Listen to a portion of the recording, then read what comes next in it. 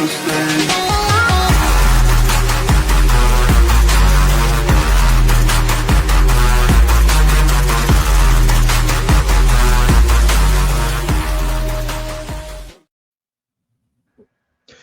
right, everybody, welcome back.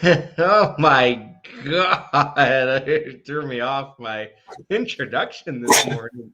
For those of you that are listening on an audio platform, I came back to a horrifying scene right now.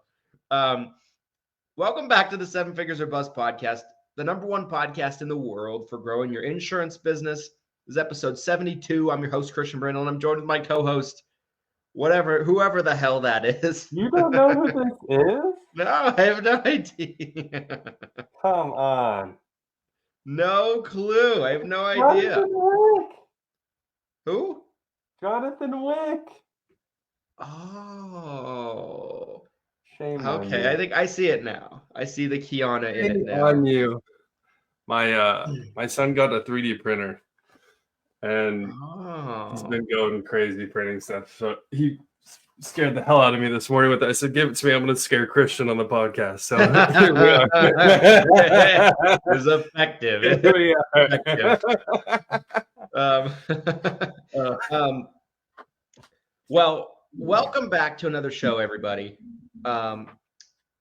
Really fascinating topic, I feel, on today's episode, and that's about call centers.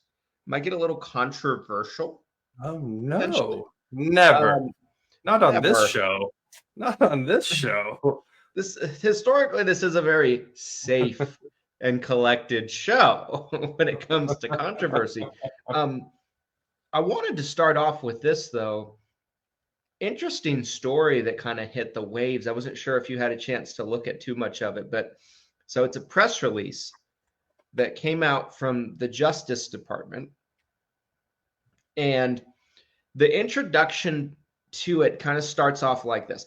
President of insurance brokerage firm and CEO of marketing company charged in $161 million Affordable Care Act enrollment fraud scheme. Yikes. That's a pretty penny. Yeah. So it continues to say, an indictment was unsealed today charging Corey Lloyd. Don't know if that name rings any bells to you, not to me. It's not. 46 of Stuart, Florida, and Stephen Strong, 42 of Mansfield, Texas, in connection with their alleged participation in a scheme of submitting fraudulent enrollments to fully subsidized ACA insurance plans in order to obtain millions of dollars in commission payouts from insurance companies. So is this not what we were just talking about the other day, the way I'm reading this? Putting down premium subsidies for people that don't really qualify? 100%. Yeah, 100%. This is exactly what. And this is something that people in our space were publicly training people to do. Yeah. And the Justice Department is going after people for this. Yep. You know, what this story reminded me of, and we were supposed to, I think, do a whole pod about this massive news article that came out, but I don't think we ever discussed it. But Globe Life they were indicted. There were executives at Globe Life. Again, this is Globe Life, United American. It's all one company. And I feel bad even saying that, Carrie, but again, this is public information. You can Google this. But they got indicted for fraud at the top level, where supposedly the executives knew that they were essentially writing life insurance policies on people who are already dead, and that there was essentially a scheme all the way up. So it just goes to show you that, like, the level of fraud and abuse in the senior insurance space is really widespread. I'm almost numb to it, to be honest, when I see articles like this come out, just because it seems like there's a new one every day. You know, this one was particularly fascinating to me because, like, people have been losing their contracts, losing their licenses for doing these types of things. Yeah. I don't know if I've seen someone being federally indicted for it. I have not for the ACA thing.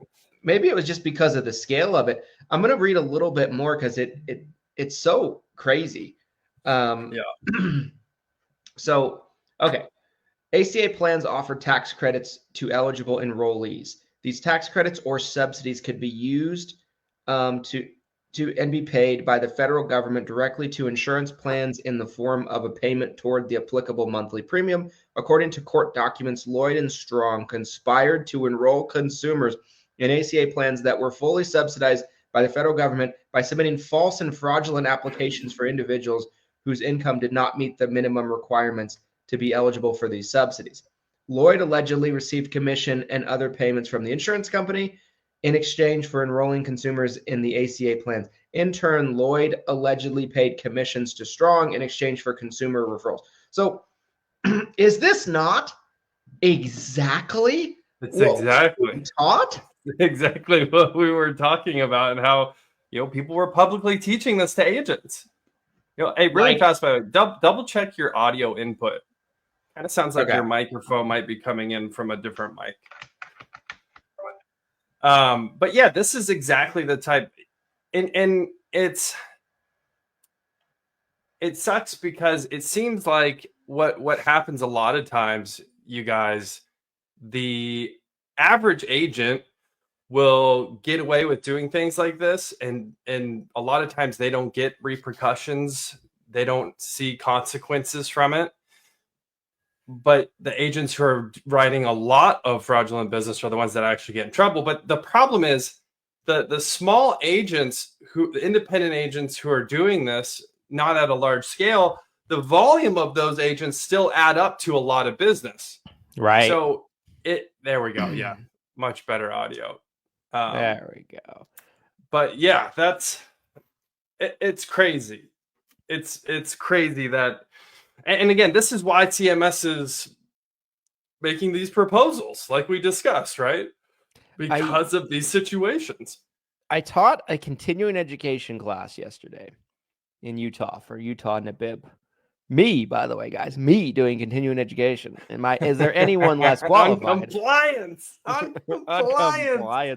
So one thing I was talking about is I was going through basically what CMS is doing, what the proposals currently are, what the history of the last 3 years of final rules were, and talking ultimately about why these things have been coming to fruition. And ultimately, the conclusion on that was the consumer experience was getting so bad and this stuff was so rampant. I feel like there are people that a lot of you guys might follow, public people that were teaching this stuff. Yeah. Publicly, like at events, 100%. On videos. I'm like, FMOs. There were FMOs that were teaching this top to bottom. We could name names, but we won't. Oh, I'm biting my tongue, but I will not. It's man. Wild. Could you imagine? What if we just started saying names? What if we just go back and forth? I vividly remember instances where both of us would be in a scenario where we're hearing somebody talk about this or teach this to a group of agents, and both of us would talk about it, but like, are you really like teaching this publicly and outright to agents like that? Like that sounds like total fraud. Yes. Like even at the time, I was never really on board with any of these things. And so, I think it's one of those things where like, if something sounds wrong, if someone's teaching you something and it sounds wrong, it probably is. And someday someone will probably knock on your door if you just take their advice. Someone's going to knock on their door, and someone's going to knock on your door. So I told this story on the pod before, but I'll quickly recap it. if someone's new to the show or you didn't see the last episode where I mentioned this, I was at an event in 2021, small training event for an agency FMO, and the presenter was in the front of the room. There's probably 50 agents in the room. I'm there because I'm also presenting. They invited me to come out, and the presenter, who is a relatively well-known person, I could say their name right now, and there's probably a lot of people who would know who this person is, was telling everybody in the room regarding ACA. And at the time too, in 2021, ACA wasn't like really on my radar personally. So like I'm sitting there, I'm like a new agent in that sense, right? Like Medicare, final expense, life insurance, like there was a lot of insurance that I knew, but ACA just wasn't one of my main verticals. So it was most of this was new information, but it sounded off to me. It sounded off to me that the person at the front of the room is like, hey, just put $0 on the app. Let them figure out their income verification later. That's on the prospect, you guys. I'm just like picturing the room like, am I asking you to lie about this applicant? Yes, I am. But it's all right. I literally did. I remember I did one of these. I was like, looking around. Yeah, I was like, is this? Oh, I'm like, man, maybe everyone should be getting into ACA. I'm like, what is? I'm like, so clearly you can make things up about your applicant to bet the application to go through. Like no one cares. Like, wow. Well, again, but that's not how it was presented. It was presented as the income verification is on the prospect. That's not you don't need to worry about that as the agent. Just put 0, let them figure it out. They have 3 months to figure out whatever. So here's another question I have regarding all this though, is if you're an agent in a room like that, and we know there's tons of people who are teaching this, not just this one company, this one agency. How do you feel about those agents who maybe they didn't know any better? Maybe you were taught this and you're like, well, my agency taught me to do this. I didn't know this was illegal. I didn't know this was not compliant. I feel bad for them, but I also feel like for the last 5 years, I've been telling you guys to be careful who you work with. And some of you didn't listen. Some of you lost your license over it. Be careful who you work with. Like, you have to be careful who you work with. Not everyone is going to lead you to the promised land, my friend. Little Billy's not walking through the golden gates with everyone. Little Billy's not getting to drink warm milk and honey. A river of milk and honey.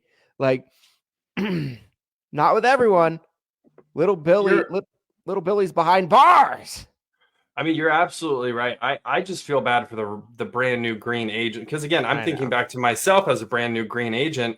I was looking at my agency like, they were everything to me. I wasn't really looking outside of my agency when I was brand new. It wasn't until I was probably 6 to 12 months in where I started really looking around like, hey, what's everyone else doing?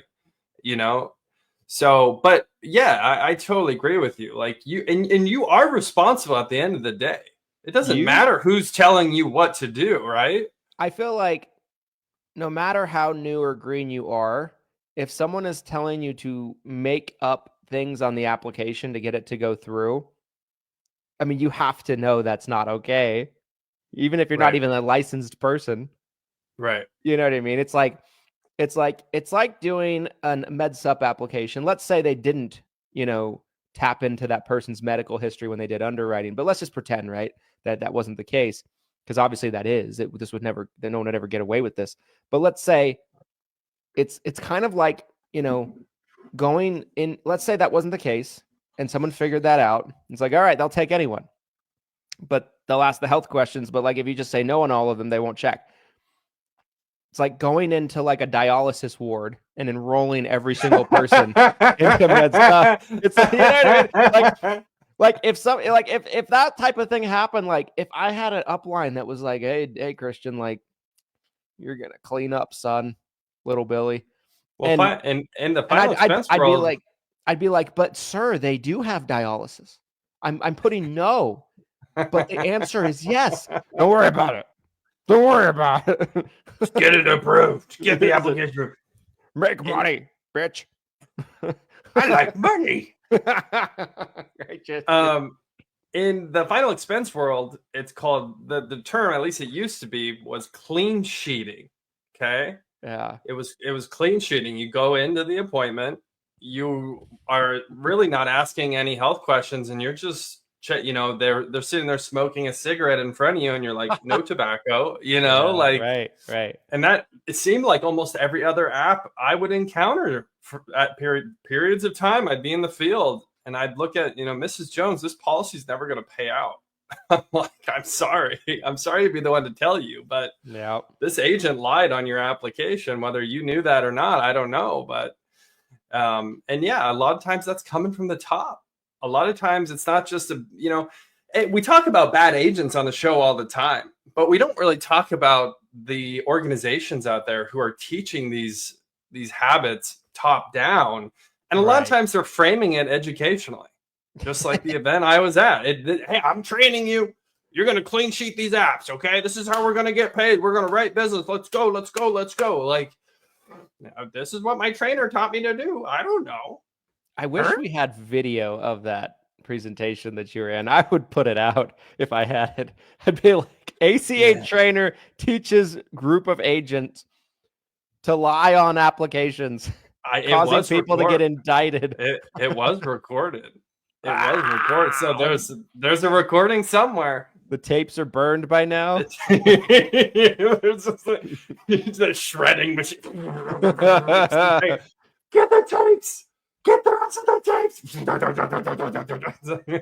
It sounded so asinine to me even at the time, and I always thought, I'm like, eventually they're going to clean this up and come and crack down. Like eventually, I thought that from day one with the no call lead, with the no call stuff, with with lying about people's income to get the federal government to subsidize their premium. Like, that is fraud. I'm sorry, it's fraud. You're getting the federal government to pay someone's premium who's not poor at all, who's not qualified for a subsidy at all. And then in addition to that, the member goes the next year to file their taxes and they have to pay it all back. Like, correct. That's a shitty thing to do to a client. Yeah, I'm sorry. It is. It's bad all the way around. And to my tax dollars, for the record, that I did diligently, unfortunately pay. I bend over and say, make it quick. Christian's a big investor in the United States government. Yeah. He makes some big investments. Big investments. We both do. We're 1A and 1B of investors into the federal government and all their activities. Yeah, waiting for those dividend checks in the mail. I haven't gotten any yet, but can I get some new roads? Can I at least get that? Please. No, but I found the story just fascinating, and like, truthfully, reading through it, like, the biggest thing they're being accused of is lying about the someone's income on the application, which is, again, was being taught far and wide. Like, you guys need to be careful who you're working with. I'm sorry, you just do. You'd never have that situation working with us. I'm just gonna say it. Like, you'd never have a situation where, like, me or one of our team members or Glenn or someone in our organization is gonna be like, it's fine. Just lie on the app.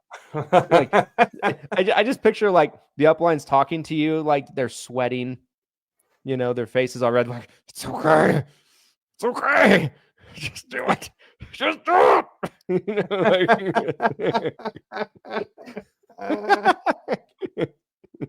like, I'm just saying, it was a lot more. I can tell you right now, it was a lot more casual than that. It was so casual. It was so casual that I was shocked. And I'm looking around this room and I'm just like, is this really this is what we're doing? Okay, this is what we're doing. This is what we're doing. This is what we're doing. I picture everything in extremes. So, Yeah, I know like, you it's do. way more entertaining for me. But like convulsing, like, do it, submit. Just like arm But on like sir, head. But sir, this person makes 150 grand a year. Just send it in. Zero income. Someone raises their hand. They're like, I don't know if this is compliant. All of a sudden, he snaps and points. Two people come, just pull that agent out of the room. Pull him into the back of the room and beat the crap out of him. Any other questions about the compliance? Here, you guys. Sir, I'm sorry. This sounds like fraud. Ah, that one. Get him. He said the F word. He said the F word. We don't acknowledge fraud here in this meeting. We'll have to get. I think potentially as a main topic for maybe next week's pod, we'll have to get into the Globe Life thing, because I only in the other part of the Globe Life fraud is I haven't heard about any updates ever since the headline initially broke.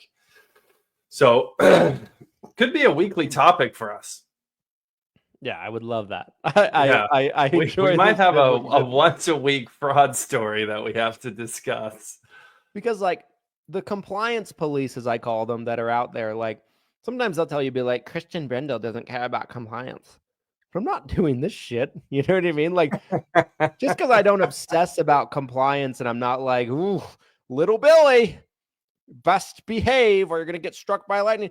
It's not that. It's more that I focus on, here's the rules. Here's how you can work around them. There's always a way to do something compliantly and get business despite the rules.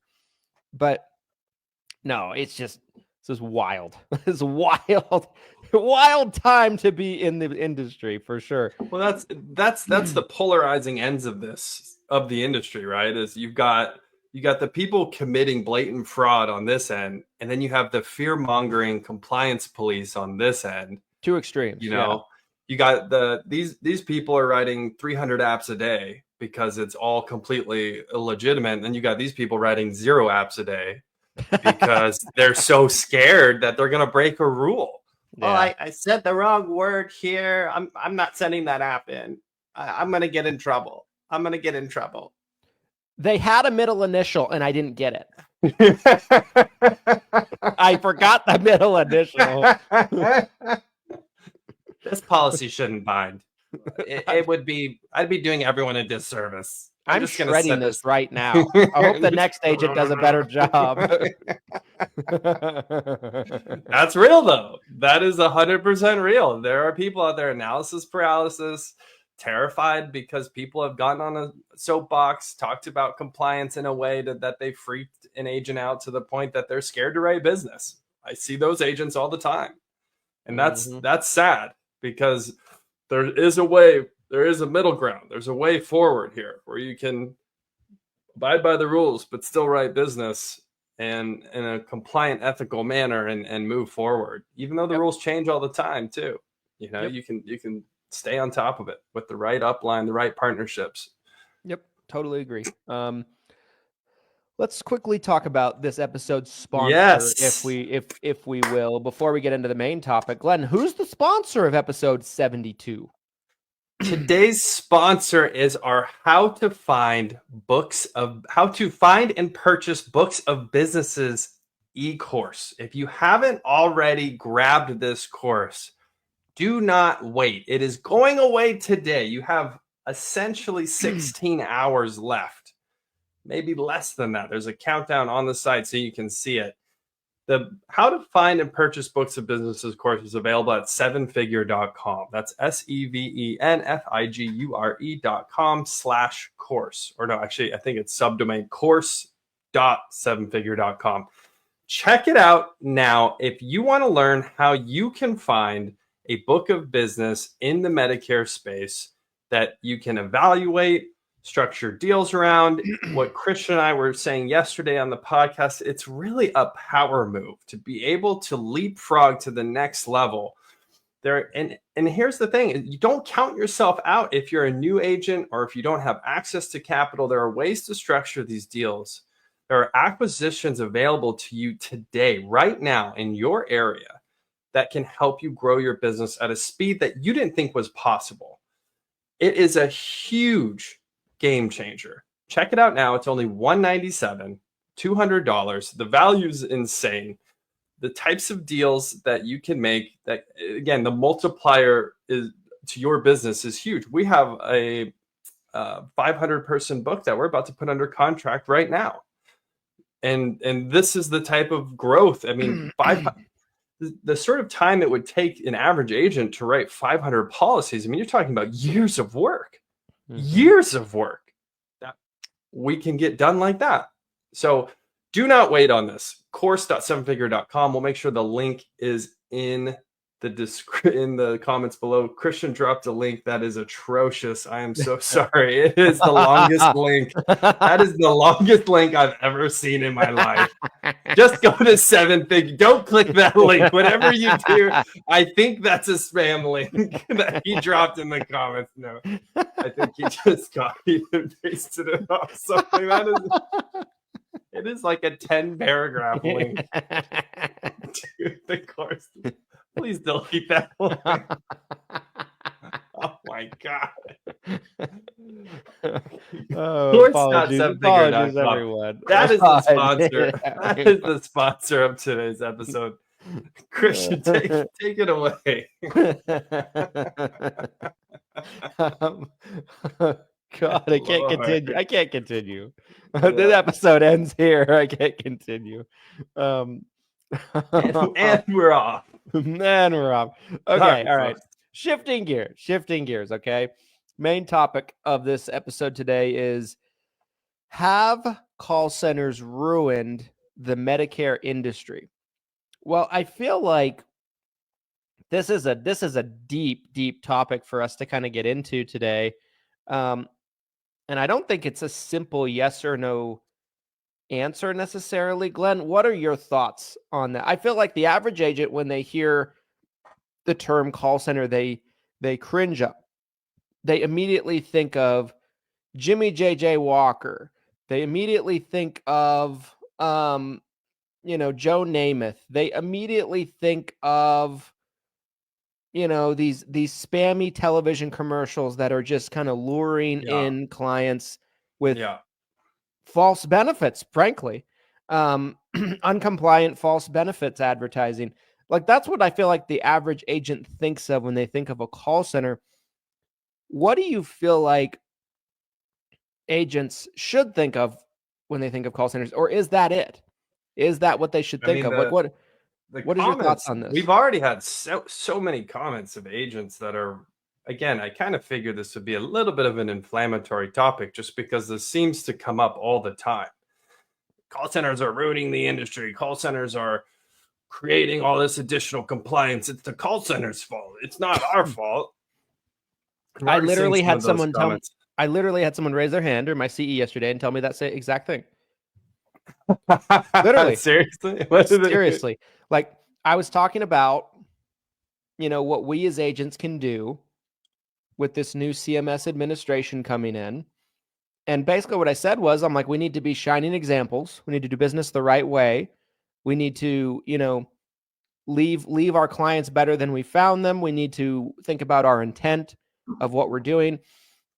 And of course, we need to support organizations like NBIP, HAFA, that are trying to get in with this new CMS leadership early, and kind of get in their ear early. And so that's what I'm talking about. And so as I'm saying that, one of the agents that is in the CE raises his hand, and he's like, I'm sorry, but I don't really think us as agents are causing this. I think it's the call centers that are causing the increased complaints to CMS, which I don't think is necessarily wrong. I think if you looked at, like, let's say we had this giant list. There's like 50 million complaints to CMS or something. Let's say you have this giant list of complaints.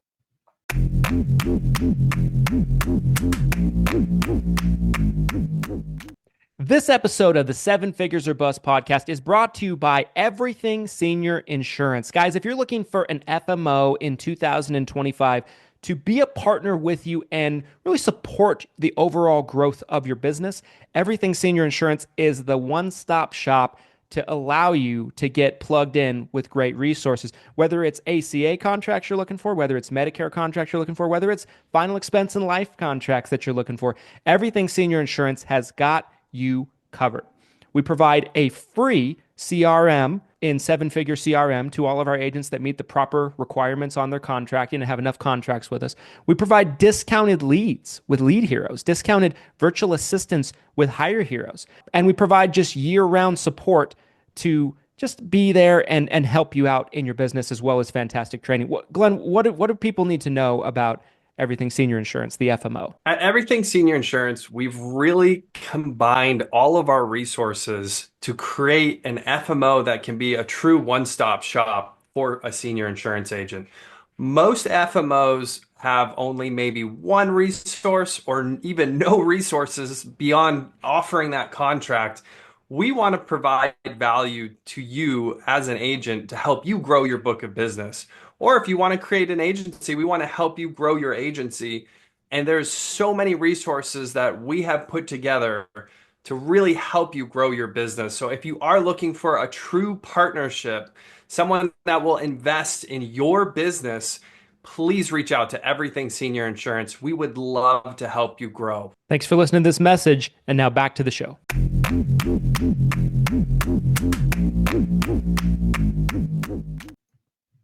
And you're going through them all with a fine-toothed comb, right? It'd take forever. I would imagine that the vast majority of them are call center related. I would believe that. Well, I think it's really simple. It's just volume of business, right? Right. I mean, there's a call center that I've been working with for a long time. They'll probably generate 50,000 apps this year. I mean, the most independent agents or even agencies that are brick and mortar, you've got a strong force in the field of agents. They're not going to write 50,000 apps this year. So, I think that's where this disparity is coming into play, right? The other problem is that, yes, there are some really bad actors in this space, similar to what we just talked about a moment ago with ACA. Obviously there's some great ACA agents and agencies out there who have been doing everything by the book from day one, who, you should absolutely work with. But the flip side is, again, in the call center space, there are bad actors and there are people who are doing great jobs and aren't doing anything uncompliant. But it is a bit of a bad apple ruins a bunch type of situation, in my opinion. The other part, when I think call center, here's what I'm thinking when I hear this conversation too. And obviously I have my own perspective because I come from the call center world. I've been an owner and operator of a call center for a decade now. So obviously I have a very unique perspective on this. And I think a lot of times agents are thinking about the overseas call centers who are genuinely doing some serious illegitimate things, such as trying to actually enroll a prospect. There are call centers in Pakistan and India and other places, probably some in the Philippines potentially too, where they are literally going to try to, under some agent or agency out there, essentially flip a policy. Maybe And they're that even saying they're Medicare. Yeah. Right? Like, Hey, maybe this they're is calling Medicare. up. Yes. Hey, this is Medicare. We need to get some information on your plan. Yep. Yeah, no, I think it's a great point. And, obviously, so my opinion on this and what I said yesterday in response to that question at the CE was, I feel like there are good call centers and bad call centers. Yes. I do feel like there were 3 or 4 massive call centers that when the rules really kind of started to peel back and the compliance just really wasn't there as much, that they did so much damage, like publicly traded call centers, Yeah. Names. I know all of those. I know all of them. I know exactly what you're about to say. Names that probably most of you watching would know. I do think like those organizations, massive call centers, publicly traded call centers, I feel like they did things, they towed the line so much and pushed things so hard in terms of the boundaries that I think they just did I mean, I would imagine if you put all of those together, part of it is volume, like you said. I think it's almost all volume. If field agency was writing 50,000 apps and they were doing bad things, they would be on the radar too, right? Sure, but I think it's not just volume; it's volume with combination that they're doing bad things. Right. You know what I mean? Right. Like I take like a field agent, for example. Let's say there's a field agent that's doing bad things. They're probably going to get caught, even if they have like 500, 1,000, 1,500, 2,000 clients, like they're going to get caught eventually. But see, that's the thing though, is the average field agent only writes 5 apps a year, 10 apps a year. So let's take them out of it though. Cause like, I don't think the complaints are coming from those guys. Well, that's my point, right? Is even if you were doing things completely illegitimately, but you're writing super low volume, your chance of getting on the radar of CMS or someone else is super low. It's like lying on your taxes, right? Yeah. If you only make $50,000 a year, the IRS probably isn't going to come snooping for more tax money because there's really nothing there, right? Like, right. Yeah. But if you're making $10 million a year and you're lying on your taxes, now the IRS might be like, oh, whoa. What's going on here, Christian? You don't have 10 children. Why did you say that? So here's my thought on it, right? Like, I think there's some amazing call centers out there. Like there's clients that we work with at Lead Heroes that are call centers that do a great job. They have a good operation, everything like that. Absolutely. Our friends over at like Boomer Benefits have a tremendous call center organization. They kind of are like a shining example in a lot of ways, and kind of the right way to do a lot of things. So there's a lot of really great call centers. My argument would be that the ones that are doing things bad are doing things so bad that I think the average field agent, if an average field agent is cutting a corner, I just don't think it compares. Like, I'll give an example, right? I'll never forget, years ago, I was at lunch with a couple of agents, and TV commercial comes on during lunch, and it was one of the spammy celebrity commercials. So I was like, I wonder what happens if I called. So I'm at lunch with these agents, and I take my cell phone and I call speakerphone, and someone picks up the phone, and the first question they're asking me, they're like, "Hi, this is so and so with so and so. May I please get your Medicare number?" Like the first question. And so I'm like, "Why do you need that? I'm just calling for information. I'm gonna need your Medicare number to verify your information." And I'm like, "The fuck," So I'm like, "I won't do it." I'm just like giving pushback.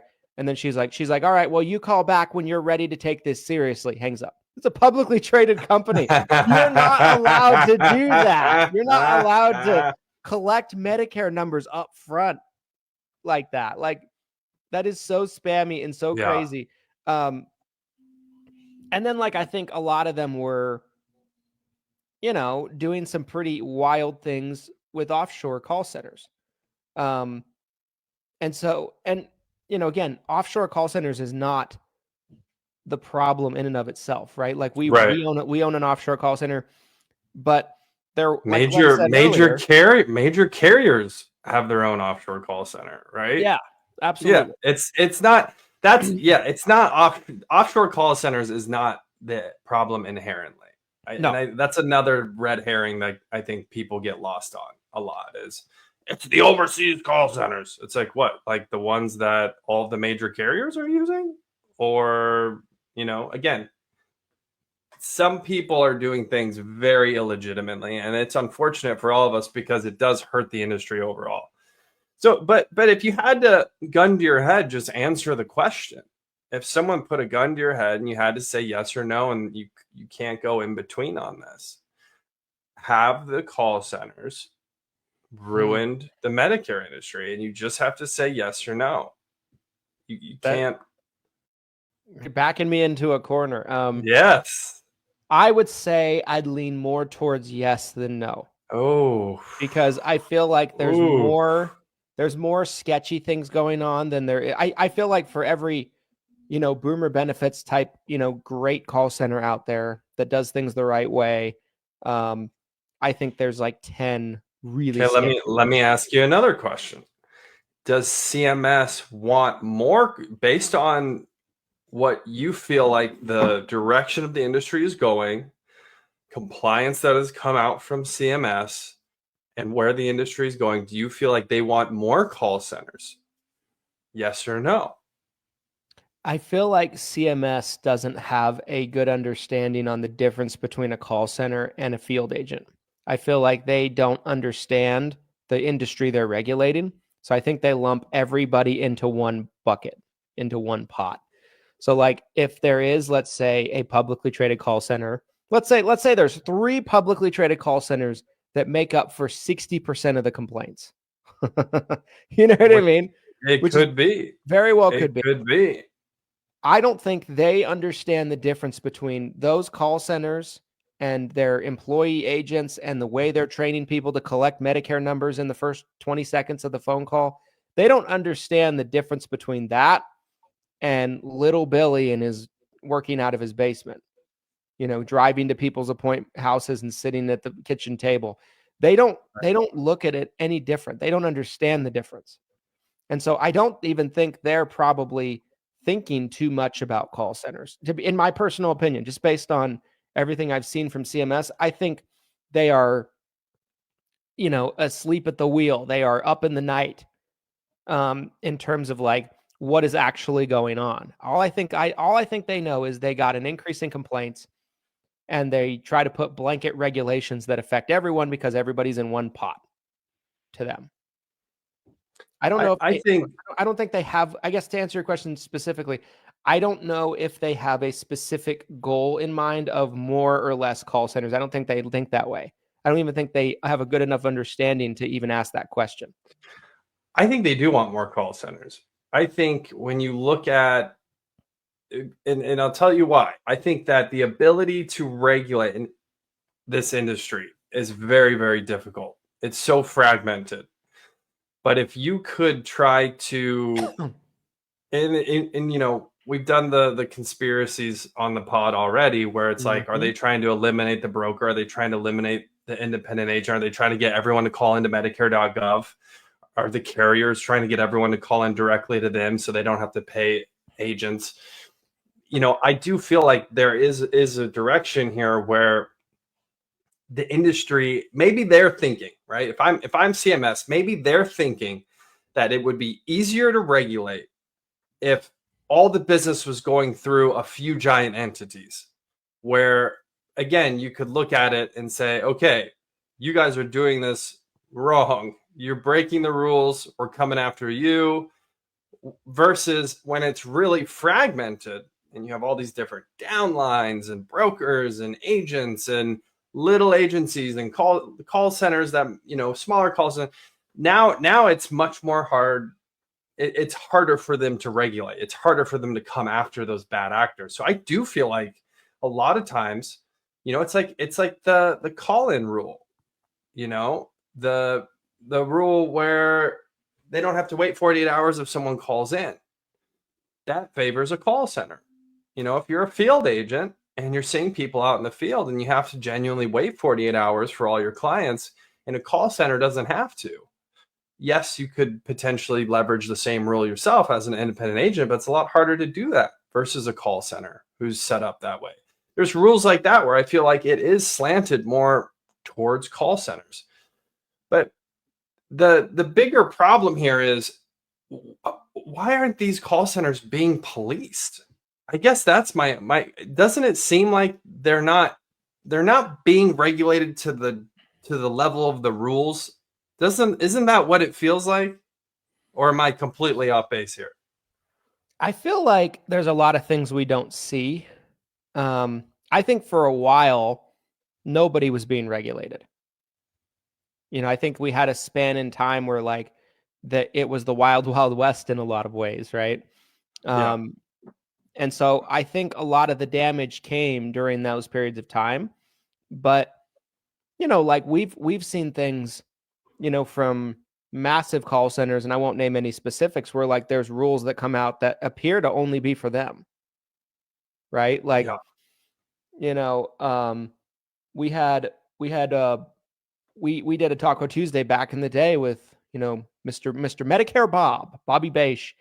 And I think he brought up a good point of like how much regulation he had to go through at that time with his call center. And all the increased just ongoing hoops that they were having to jump through. I've been inside his call center.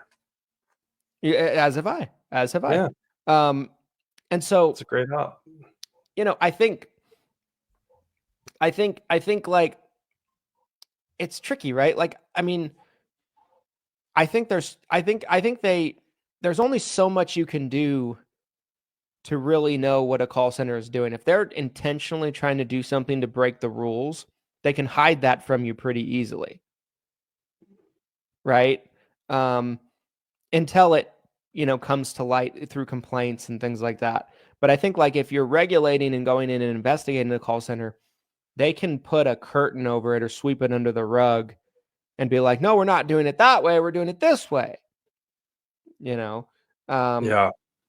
And it's so convoluted. It's definitely convoluted. Yeah. Here's a question for you. And you might know that like these really big call centers, I don't know offhand what type of production they're doing. What's some of the biggest call centers in the industry, the publicly traded call centers, the really, really big boys? How many apps are they generating a year on average? If you had to guess. I have if you had to guess. idea. ChatGPT knows, I'm sure. Let me ask the old AI. Ask ChatGPT, see if you can come up with a number. But there's also something to be said here, I think, about it almost gets political at this point when you get to the top of the spectrum like this. Here you go. Here you go. Should I just say the name? It's up to you. It's your show too. I won't. I'll call them SQ. Ooh, I like that. SQ reported that during the second quarter of the fiscal year 2025, they approved. What? Am I reading that right? Reported that during the second quarter of the fiscal year 2025. They mean this year. The second quarter hasn't even happened. They probably mean last year. They approved 247,849 Medicare Advantage policies. So that's like $1 million a year, roughly. Yeah. Well, probably even more because AEP they're probably doing way more. So it's probably $1.5 million, maybe even $2 million a year. Potentially a couple million a year. Yeah. I mean, that's a huge. When you think about how there's only so many Medicare beneficiaries, that's a huge number. That is a monster number. You're talking about like 3 to 5% potentially of the entire freaking population of Medicare beneficiaries going through one entity. And if you take maybe the other two massive ones, because there's really like 3 or 4 massive publicly traded ones. It's got to be 10% of the industry, maybe more. And I feel like, okay, this is why I say when you ask me that question, like, have they hurt more than they've helped? I say they've hurt because I am 100% on board with that. Those 3 to 4 entities did so much damage that they were doing 10 times more, unethical, fraudulent things than the average agent or agency, field agent or agency was doing. And I think it was just blatant. Like the TV commercials is a prime example. Like those TV commercials were criminal. Let's talk about the consequence of call centers. And this has become a huge topic lately. And we've talked about this on the pod before too, is retention. Mm-hmm. There's been a huge conversation in the industry over the past few years. And this used to not even be a part of the conversation because Medicare used to be so sticky that you would write the policy and you could never talk to that person ever again. And you probably had a 90% chance of retaining that person doing nothing. It was wild. And all of a sudden, those numbers fell off a cliff if you weren't doing anything. And why is that? It's because of the call centers. Mm-hmm. The bigger problem here, in my opinion, even if a call center is doing things above board or trying to do things right, the customer experience is just shitty for most of these men. That's the biggest problem, in my opinion. is that the average Medicare beneficiary is going to have a poor experience when they need help. They're not being sold the right policy potentially. The person, just like the person you interacted with when you called in off the TV ad. Give me your Medicare number. Oh, okay, you're not ready? Call back when you are. Boom. And this is, and you can, that this is their training, right? This is their standard operating procedures when people call in. From the top. And yeah, no, I totally agree with you, right? Like, I think the consumer experience got so bad. And when you're talking about those 3 to 4 entities, right? Like, for the most part, we're not really talking about all the call centers. We're talking about like these 3 to 4 that might make up 10% or 15% of all Medicare beneficiaries. That's a big number.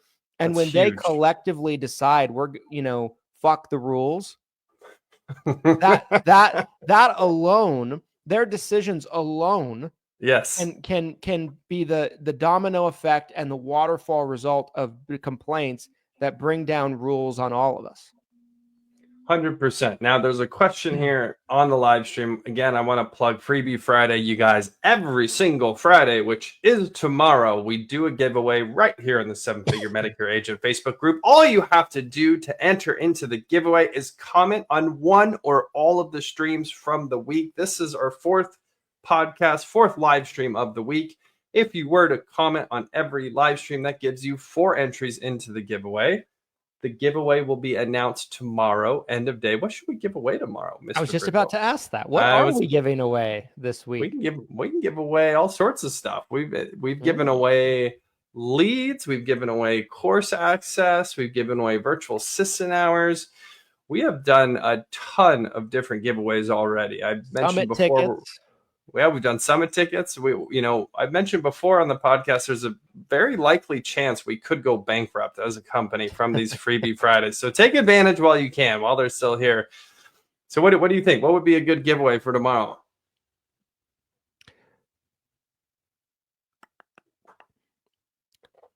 Think about it. What if we gave away some final expense leads? Ooh. I wonder if there's any interest in that. I like it. No, I don't know. We haven't done final expense leads yet. I wanted to do something new. Yeah. You know what else I was considering was you might hate this, but I'll just say it anyways. What about like consulting hours? What if we... I knew that was gonna be your reaction. It's like a gunshot.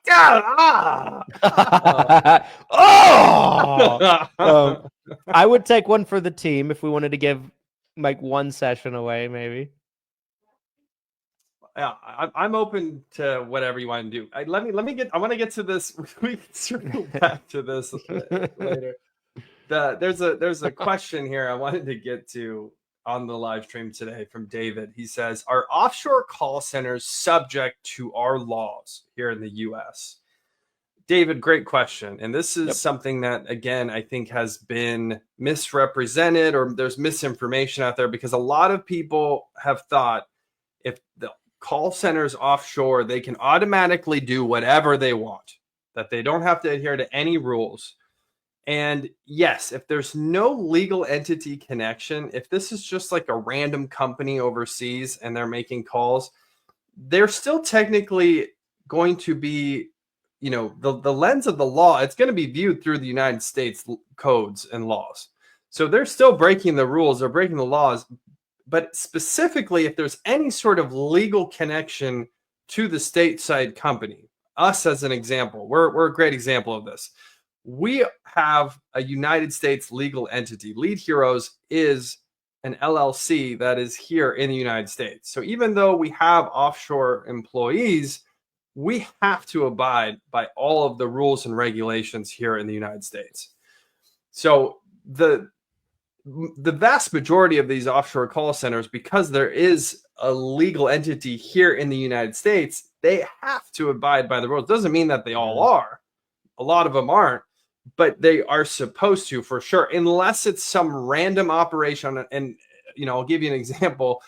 There was some call centers in Jamaica that were targeting seniors, doing like fraud calls, trying to get people to send them money. Hey, this is your bank. We're having it. You need to give me your information. Or there was one where they were like trying to get people to send gift cards to them, all sorts of crazy stuff. Stuff like that. Yeah. There's stuff like that where, good luck trying to get them to abide by any U.S. laws when there's no U.S. corporation attached to what they're doing. That's where things get really sketchy, in my opinion. But David, great question. Again, Freebie Friday. We'll decide what we're giving away later, but don't miss out on the giveaway. Comment on one of the streams. Ask us a question. Tell us how your day is going. Tell us anything. We're here for you. Anything. We're here for you. We're getting close to top of the hour. It might make sense to move into final thoughts on this topic. I'll go first. I mean, I feel like I don't want what I've said to be misconstrued, right? Like, I more so was saying yes to the question because I feel like those 3 to 4 big publicly traded organizations did a ton of blatant damage, and they did it publicly. They didn't care. And I don't think call centers as a whole are bad. I feel like there's a lot of really good, really well-ran call centers out there. But I think as a whole, you have these organizations that were so big that their decisions alone could kind of impact the trajectory of the industry in a lot of ways, which is kind of crazy, kind of scary to think about. Yeah, 100%. And so, I don't think it's a black and white yes or no answer necessarily. I think in some ways, certainly, in some ways, maybe not. But I think if I had to choose one, I'd lean more towards that direction for that reason. But yeah, guys, I mean, only a Sith deals in absolutes. And, there it is. I will do what I must. You will try. I will train him. With or without the approval of the council, I will train the boy. I gave Qui-Gon my word. I will train Anakin. With or without, and he will one day grow up and kill you all. Hope that's okay with you, Master Yoda. Guys, before Christian goes on a 10-hour tangent of Star Wars quotes, which he can do, he's derailed many Zoom meetings with Star Wars quotes. I can tell you right now, that is a real thing. My final thoughts, I do think what Christian said is very much so the reality of the situation. I think this is a very convoluted topic. A lot of you grab onto headlines, you grab onto these buzzwords of, offshore call centers are ruining the industry. Call centers are ruining the industry. And the reality is it's much more convoluted than that. There are bad actors. There are bad apples. There are people who are breaking the rules, people who should be potentially prosecuted or shouldn't be allowed to practice business or sell insurance, because of what's going on. But the reality is, in my opinion, I think the majority are probably doing a great job. We talked about some of them already. There's a lot of businesses, a lot of agencies, a lot of call centers who are really trying their best to abide by the rules, and they're trying to sell as much insurance as possible, and they're trying to help as many beneficiaries as they can. And it's just unfortunate because they're being lumped in with everybody. So I think what we can do as an industry and as agents and as brokers, I think we can try our best to really view the forest through the trees and try to understand that. And instead of making these blanket statements, understanding that there are bad agents, there's bad agencies out there who are breaking the rules. But I don't think we can lump everybody in. Again, the absolutes, only a Sith deals in absolutes, and we're Jedis here. We're the good guys. We're the Rebel Alliance. So those are my final thoughts, you guys. Another fantastic week here on the pod. I can't believe we're wrapping episode 72 already. This is awesome. Appreciate you guys watching all the way to the end. For any of you that made it this far, depending on what platform that you are consuming the podcast on, if it gives you the ability to do so, please like, comment, subscribe. If you are watching on a platform like Apple Podcasts, make sure to subscribe and leave a 5-star review. We'd certainly appreciate it. If you're watching or listening on a platform like Spotify, make sure to follow and subscribe so you get updates every time we put out a new episode, which is typically 4 times a week. And we'll be back with you guys with another episode, 7 Figures or Bust podcast, wishing you guys nothing but massive success. And we'll see you on the next one. Thanks, everybody.